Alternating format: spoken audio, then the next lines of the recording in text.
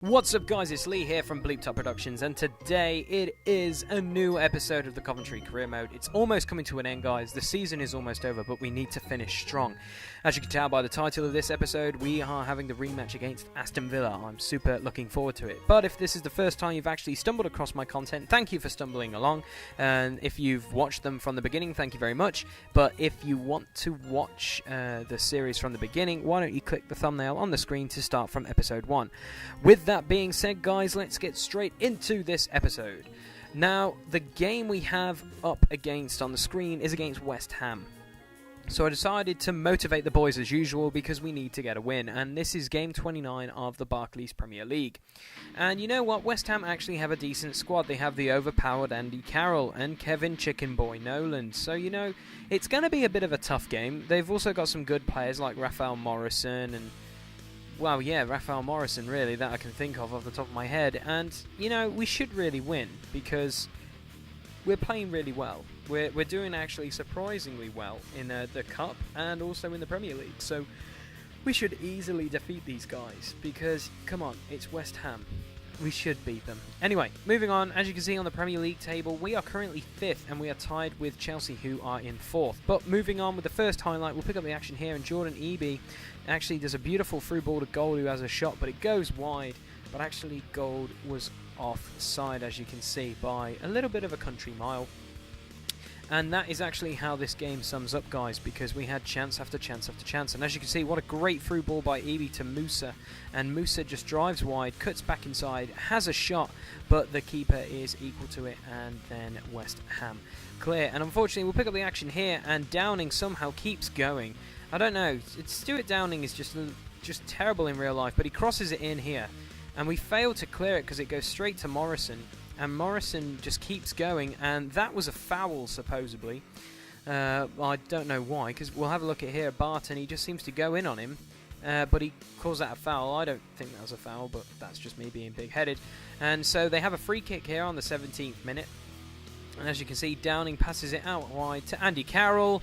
Yes, that's in the bottom corner, and we are down 1-0 to West Ham, which is quite unfortunate, and it's by Andy Carroll who just drives it into the bottom corner there. And we'll pick up the action here on the 20th minute, and as you can see, Andy Carroll again, everything's going for him, does a great through ball over to Rubino, who does a cheeky cross, and our keeper was out of position, and Rode puts it in on the 22nd minute, and we are 2-0 down against West Ham. And this is kind of frustrating, guys, because this is a game we should win, and as you can see, our keeper is miles off his line, and that's a free header. So there was no real highlights after that, guys, in the first half, because we just played dreadful. And we go into half-time 2-0 down against West Ham, and we'll pick up the action here. And as you can see, Gold is doing a fantastic run. He crosses it, and that cross comes to no avail. But it comes to Kadar, who has a shot, but then Musa gets it, and that is a blatant penalty.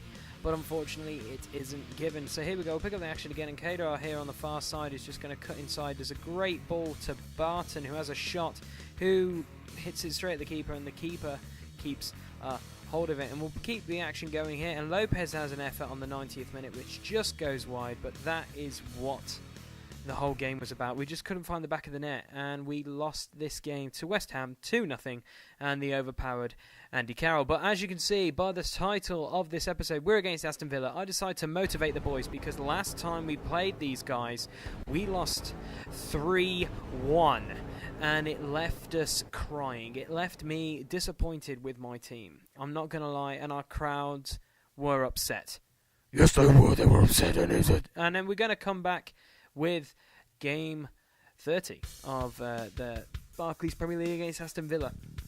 And we should win. We should win. We're against Aston Villa in Birmingham. We've travelled all the way to Aston Villa's ground, and we are looking for redemption after our brutal 3-1 loss earlier in the season.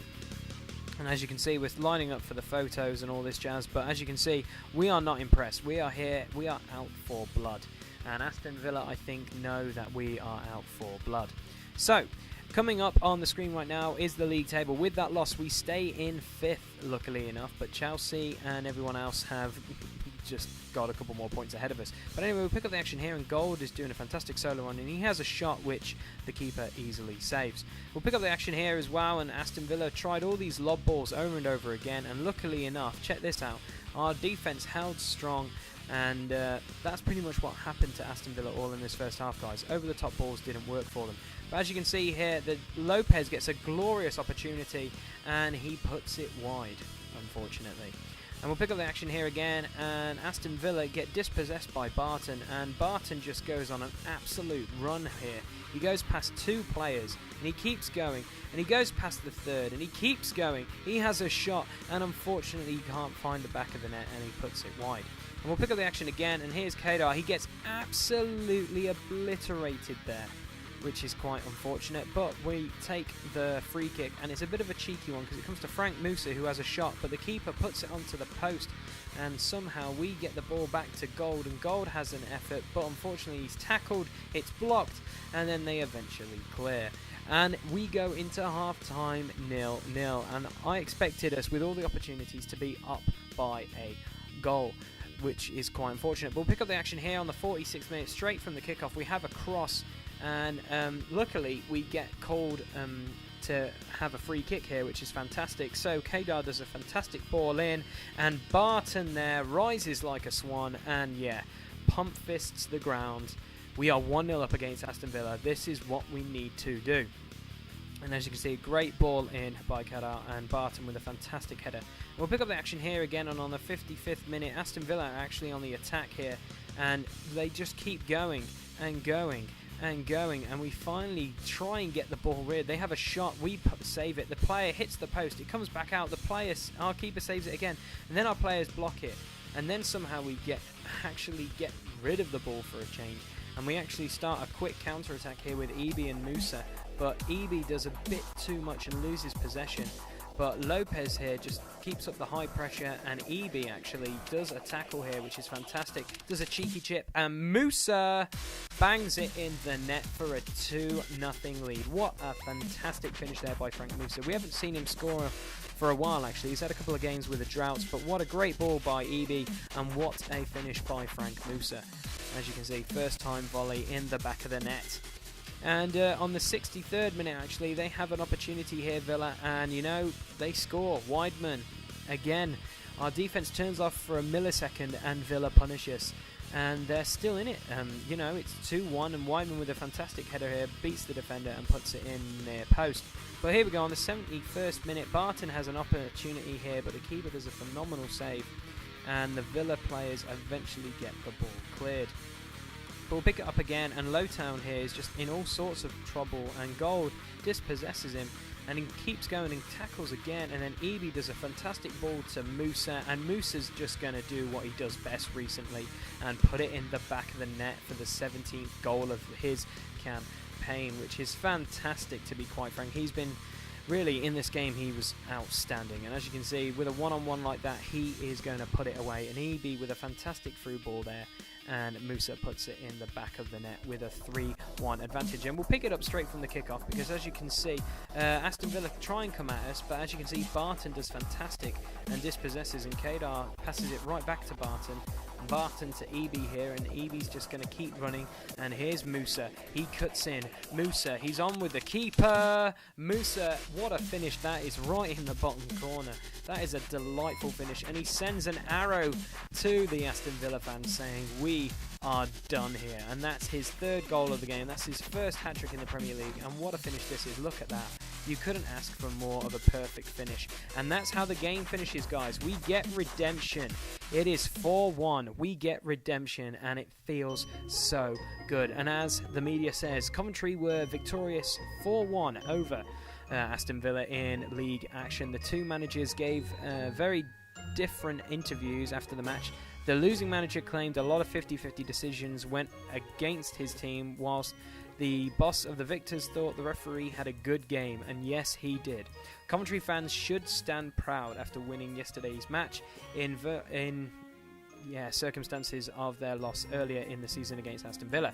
But as you can see, guys, here is the biggest game of the episode as well as the Aston Villa game, and it is actually the FA Cup semi-final. We are against Manchester United, and David Moyes is actually, he's saying that we are a quality team and we shouldn't take them easy, which is fantastic to hear. And he also says it's quite an honour to be playing them in this stage of the competition, and some might think they're a lot stronger than them. Then we're a lot stronger than them, but I know they will rise their game and give the fans and viewers a cracking cup tie. So David Moyes is actually praising us, which is fantastic. So David Moyes, thank you very much. But anyway, here it is, the FA Cup semi-final. One more game away from that elusive FA Cup final. 1987. Oh my goodness, flashbacks are coming back right now. Oh man, on the screen, look at that. So many glorious times. But, well, anyway, yeah, let's get back to the real game. Here you go. As you can see, the guys are on the field. We're at Wembley, and we are about to shake hands with Man United. And this is one of the biggest games of the season because we know we can't win the Premier League, but why not win a cup? We need to win a cup. So, here's the first highlight. We pick it up here, and Evie does a fantastic ball to Kedar, and he is unleashed Frank Musa, and Frank Musa hits it, and De Gea does a phenomenal save. And Frank Musa is our danger man at the moment due to the fact that he is on fire recently, scoring 3 against Aston Villa. But here we go, we have a glorious opportunity here with a defender, and Frank Musa does a fantastic tackle, and it goes to Eby, and Eby passes it straight to Musa, who has an effort, and again, De Gea is equal to that effort. And we'll pick up the action again, and Van Persie does a beautiful ball to Zaha, and Zaha does a little bit of skills. He does a through ball to Van Persie, and unfortunately Van Persie finds the bottom corner on the 44th minute. Robin Van Persie, Robin the man, unbelievable, great pass there by Zaha, but look at that, what a finish that is into the bottom corner. And we go into half-time 1-0 down, and it's going to be an uphill struggle here, guys, because Man United have a very good squad, and with Robin Van Persie up front, it's going to be quite challenging.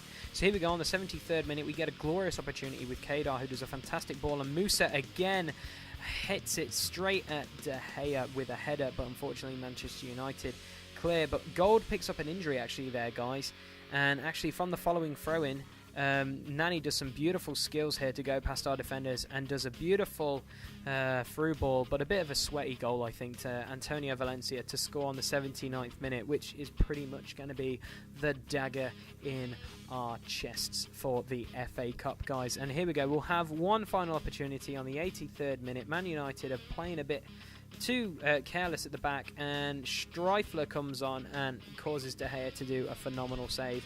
But old man McSheffrey also decided to test De Gea right there, but unfortunately goes to no avail. And that is it, guys. We are out of the FA Cup, and the guys are taking it quite hard because they know how much this game meant to Coventry fans. But as you can see, we lost to Manchester United, and Man City actually beat Liverpool. So it's going to be a Manchester derby for the FA Cup. So that should be a cracking game. But unfortunately, we are out of the FA Cup. So let's focus on the league, and our next game is against Sunderland. So I decide to praise the boys, because why not? We need to be playing well, and in the 31st game of the Barclays Premier League, let's finish strong. Let's try and finish in a Champions League spot. You know, we're not going to win any of the cups because the cups, we've been knocked out, but let's keep going. Let's keep going strong, you know, and I think we can finish in the top 5, you know, even in the top 6 would be fantastic. Even if we don't get Champions League, even if we get Europa League action, that'll be fantastic because our team has been so amazing. And as you can see in the league, we are still 5th, so we're just rock solid in 5th position. But here we go, what a fantastic save by our keeper, and another save. So it was a fantastic double save to stop Sunderland scoring here early on in the game. And look at that, he sprawls and he gets across to save with his foot for the second save. I'll tell you, Undua, our keeper, is playing fantastic. But here we go, we've got Kedar here, who's just going to cut inside, and he's going to have a shot. And as you can see, that sums up our performances of recent, and the guys are pretty much not finding the back of the net, and as you can see, that is nowhere near the goal. But we got Marcos Lopez passes it to Barton here, who has an effort which hits the post. He struck that ball from miles out, as you can see from this replay. Here we go, he has a shot and that's going in, but unfortunately the post denies him a phenomenal goal. That was probably going to be goal of the season if that goes in, but the ball comes back out to Adams, who has a shot, and Adams hits it, and Westwood, the former Coventry keeper, saves it. And we'll pick up the action here again, and Gold and Lopez hooking up to do a phenomenal ball to Kadar, and Kadar here should have passed it but decided to shoot it, and Westwood again is equal to that challenge. And we go into half-time 0-0 as a draw, which is okay if we get a point, but we should be winning these games if we want to finish in the Champions League.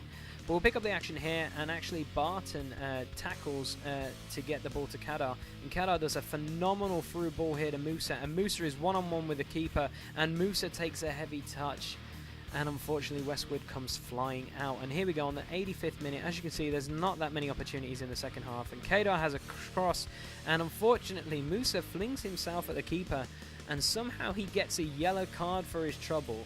I don't understand why. I think he goes for the ball. It's, you know, it's fair grabs, but for some bizarre reason the keeper I don't know, the referee thought that was really a yellow card offence. But we'll pick up the action here, and Evie gets a glorious opportunity. He backheels it to Musa, and Musa hits it straight at Westwood, and it is cleared. But unfortunately we finished the game 0-0. The guys applaud the fans because they know they should have done better, but they're going through some hard times at the moment.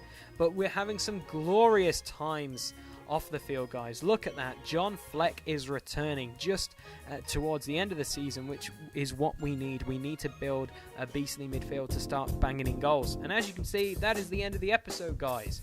We have survived another episode. If you've enjoyed it, guys, please leave a like. A like is much appreciated. If you haven't seen last week's episode, why don't you click that thumbnail to go see the last week's episode? If you want to see the next episode, why don't you click that thumbnail? If you've enjoyed this content, why don't you subscribe by clicking that subscribe button? And if you want to view any more of my content, click the view channel button down there. You can also find us on Facebook and Twitter, which will be fantastic if you either follow us or like us. It will be much appreciated. Until next Saturday, guys, take care and have a good one.